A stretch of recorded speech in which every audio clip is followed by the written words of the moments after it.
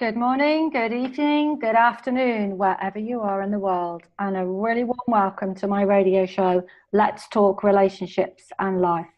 And it really is wonderful to have you with us today, and I'm so excited to introduce my guest in a moment because she really is very special and was actually one of the instigators on my journey. But first of all, I just wanted to take a minute to talk to you about what you can expect to learn and how you will feel inspired by the shows which are aired every other Saturday. And my name is Louise Armstrong, and I'm a healer of hearts.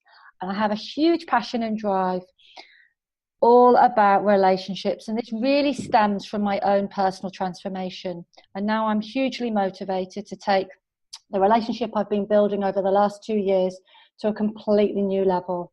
Because I really do believe that all of us crave to be emotionally loved.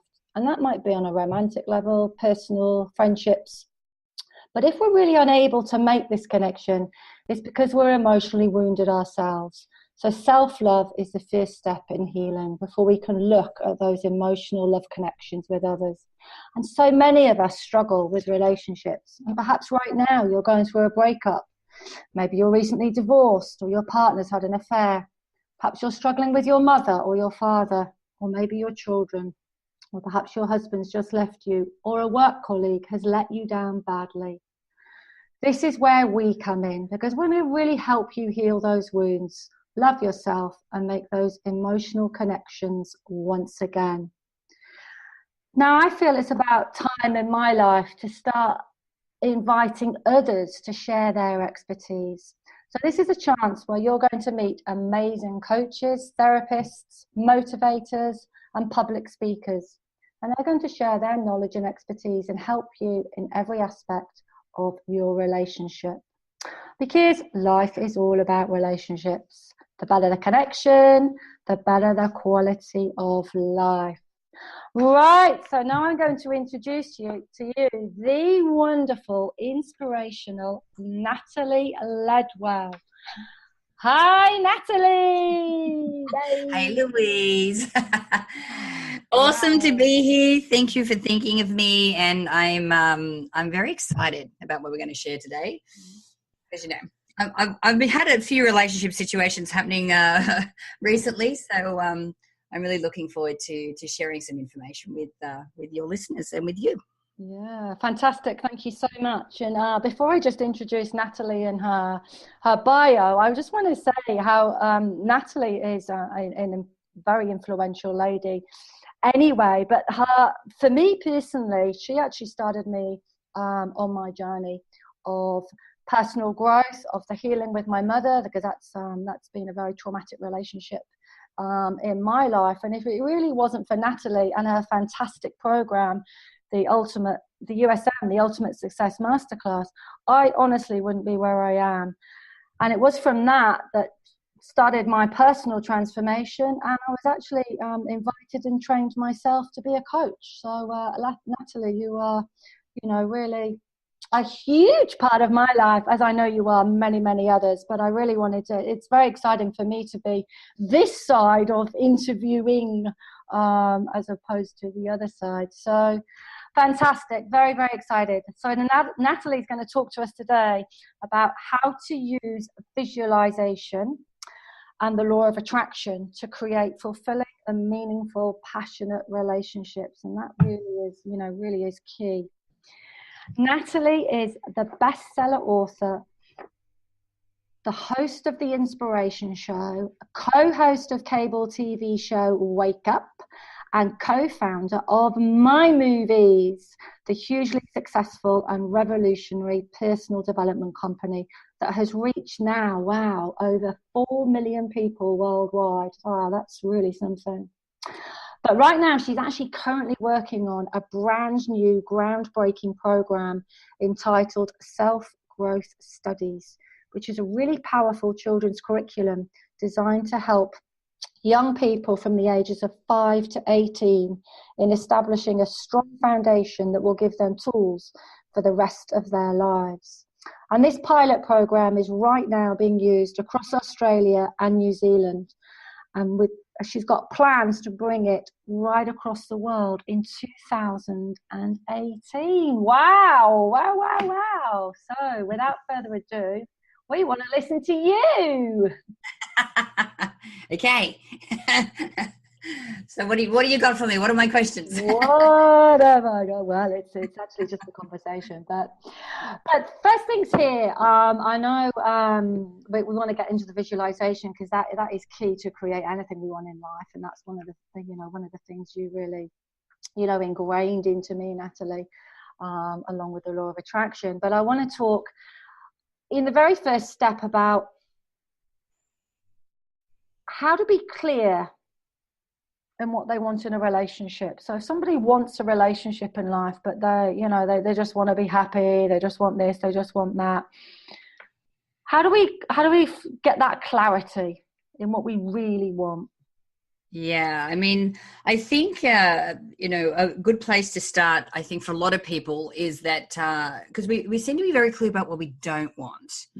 Yeah, absolutely. Past relationships, maybe a marriage, or maybe we have a contentious family relationship that we're like, you know what, I really don't like this. This is not what I want. And that's always a good place to start.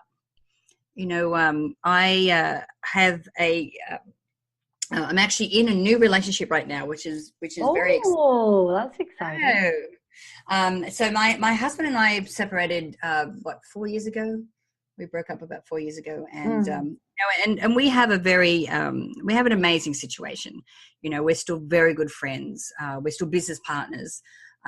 We trust and love each other still.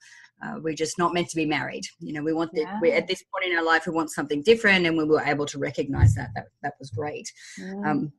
And so I remember when we split up that, my first question that I would ask was, first of all, how did I show up in this relationship? Like, what was my contribution to the end of our relationship? Because I'm thinking, whatever it is, I don't want to do that again. So again, it's like, well, what do I not want? And I ended up doing a program called the Hoffman process, which I did here in the US. And it's like, 6.5 days. You go in and, you hand over all your electronics. And so you're in the process for 6.5 days with no contact with the outside world. Wow. And what was very interesting about that process is that you started before you even got there. There was like 44 pages of pre-work, and and their premise is that a lot of the programs and the behavior patterns that we adopted by the age of 3, because we rely on our parents so much for survival. And we want them to love us so much that we start to emulate them and start to, copy their behaviors. And so you go through and you're ticking all these boxes on what your behavior patterns are when it comes to love and anger and money and relationships and like everything. And then you start to tick all the boxes for your mom, and then you tick all the boxes for your dad, and then you start to see a pattern. You go, oh, okay, now I kind of understand where maybe I got that behavior from. And so I was able to go in and just really thoroughly figure out, what my coping mechanisms, behaviors were, why I did certain things. It helped me understand a lot about how I showed up in the end of our relationship. So I became very clear about, the kind of behaviors that I didn't want to replicate again, so I was able to release those. And I also looked at, all the things that I wasn't happy about with my marriage. If I'm completely honest, we didn't have a really deep level of communication. So, often something would pop up, but we wouldn't really, we talk about the surface stuff, but we didn't really have the ability to be able to go underneath that and go, well, where is that coming from? Why am I angry at this behavior? Or why am I so annoyed when he does this? Or why don't I want to, do these things with him? And so, we never kind of got underneath the communication. So one of the things when I, looked at, looking for a new relationship, my number one thing is I wanted to be a clean slate. I wanted to, be go into this next relationship not comparing it to Glenn, or not falling back into behavior patterns that I had when I was with Glenn. So, so I looked at all the things that I didn't want. I go, okay, well, so this is what I do want. So I want, a really deep level of communication. I want to be able to create a safe space so that we can talk about anything. And I'm not saying that, and part of that was me. I felt embarrassed talking about some things, or I just, I had shame around certain subjects, and as we get older and, and as men and women, as we're aging, there's certain changes that happens to our body and the way that we think and what we want. Yeah. And then you don't kind of talk about it because you're like, oh, I don't want him to know that. So I made a promise to myself that in this new relationship that I would talk about anything, and Wayne is the name of my new guy, and he congratulations. Thank you. And we made this promise to each other that we have a safe space between the two of us and we can talk about anything. And by being able to do that, we've been able to drop in really deeply and very quickly into being super honest with each other. So that was a big thing. And so looking at past and trying to get something, and trying to create something different.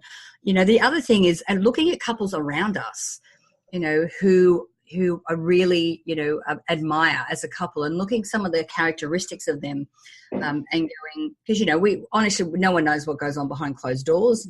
And when Glenn and I split, everyone was shocked. They were like, what? The two of you were broken up? That's insane. And no one saw it coming because, we were obviously very good at putting up the facade and making sure that letting everyone think that everything was okay.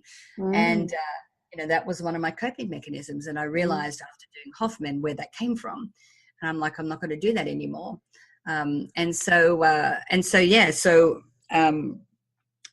able to look at characteristics of other couples and go, I like that about them. I'd like to have that, I'd like to emulate that in my relationship as well. We often will look at parents, or other family relationships that we have and go, I really like this about these relationships. Things like I want to be still holding hands when I'm in my 60s, and I want to, I really foresee a long life with someone. And then looking at, so when I sit down to think about what it is, how I want to create this new relationship or design this new relationship, because I always joke about how Wayne is everything that I ordered and some. Because, when I look at my mind movie that I created, it has, he showed up exactly what I described. Wow. And he's funny. So it was like, oh, cool. The funny is the bonus. I'm like, why didn't I put funny on there before? I love funny. Wow. And so when I look at it, I kind of, when I put it together, there's 5 different types of affirmations that I like to use to really comprehensively describe, this, future that I want to create, this relationship or this, career or this project or whatever. So, and I'm making my movies all the time, and for those of people who are listening that might not know what a mind movie is. Yeah, please tell us. Yeah, it's a vision board, but it's the movie version of a vision board. And so it's a combination of affirmations that positively describe, the future and the things that we want to create, with the right language. So, we're making sure that we are, we're not using terms like, I'm debt-free or, I'm pain-free, because, each word that we use, conjures up a picture in our mind. So we don't want to be focusing on pain, and we don't want to be focusing on debt. But what we do want to be focusing on is what we don't want. What we do want. So, we want to be focusing on